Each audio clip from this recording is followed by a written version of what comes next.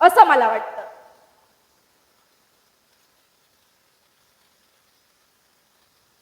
दिलेर खान 40,000ची फौज घेऊन जावळीवर आक्रमण करायला येतो. त्यावेळी जावळीचा ताबा आहे रामजी पांगेराच्या हातात.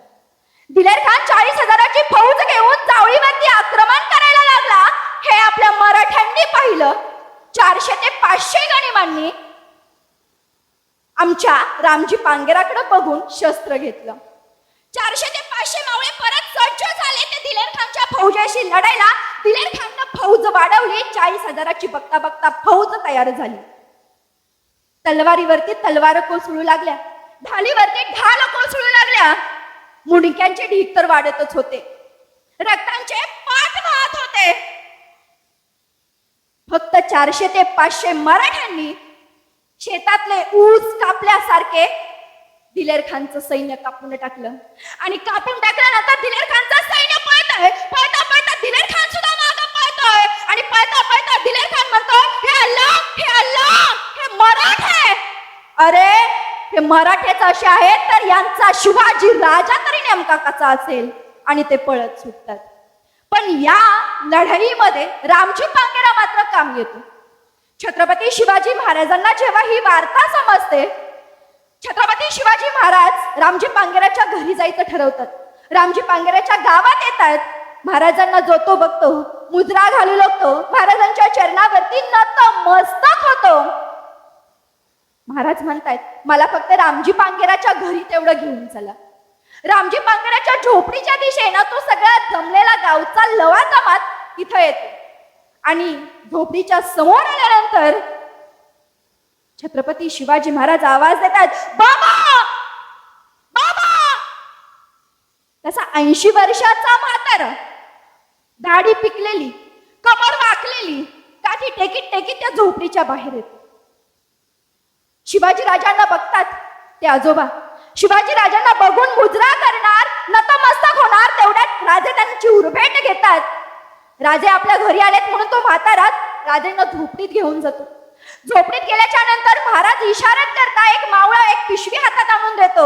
राजे ती पिशवी त्या म्हाताऱ्याच्या हातात देतात आणि राजे तिथून निघून येतात. घोड्यावर बसणार, काच मारणार. तोच म्हाताऱ्याला मोठी उत्सुकता, अरे माझ्या राजानं काय दिलं रे, बघावं तरी. बघतो तर काय, आतमध्ये हिरे, माणिक, मोती, धन, द्रव्य. तसा तो म्हातारा लगबगीनं काठी टेकीत टेकीत झोपडीच्या बाहेर येतो आणि म्हणतो, राजा आवर, राजा थांबा की जरा. महाराजांचा घोडा थांबतो. महाराज घोड्यावरून खाली उतरतात. तसं तो 80 वर्षाचा म्हातारा म्हणतो, राज उबसर राज्य आमच्या पत्रात घातले, पण हे कशा पाहिजे आम्हाला. तसं राजे सांगू लागतात, रामजी पांगेरा, रामजी पांगेरा तुमचा मुलगा मोठा कर्तबगार होता. पण ऐका ना बाबा, ऐका, पण तो स्वराज्याच्या कामी आला. मग आमचं पण काहीतरी कर्तव्य आहेच किंवा बाबा. मग आलो तुमच्या झोपडीत. पण रामजी पांगेराची आता आठवण नाही हो भरून येणार बाबा.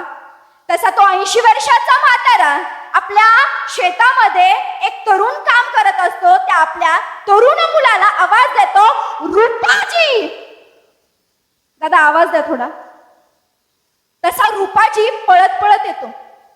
राजांना बघतो, मुजरा करतो, राजांच्या चरणावरती नतमस्तक होतो.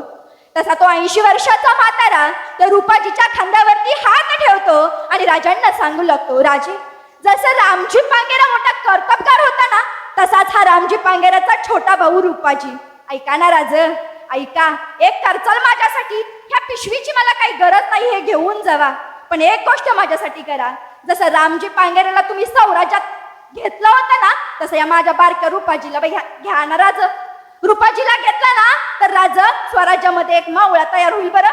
आणि मावळा तयार झाला ना, राजा रूपाजी स्वराज्याच्या कामी येईल. आणि चिंता नसावी राज, तर हा रूपाजी जर स्वराज्याच्या कामी आला ना, तर हा 80 वर्षाचा म्हातारा या स्वराज्यासाठी प्राण द्यायला सुद्धा तयार होईल. किती वर्षाचा म्हातारा सांगतोय हो? किती वर्षाचा? 80 वर्षाचा म्हातारा सांगतोय. म्हणजे निष्ठा काय असतं ना, ते स्वराज्याच्या मातीमध्ये 350 वर्षापूर्वी माझ्या राजांनी पेरलं होतं.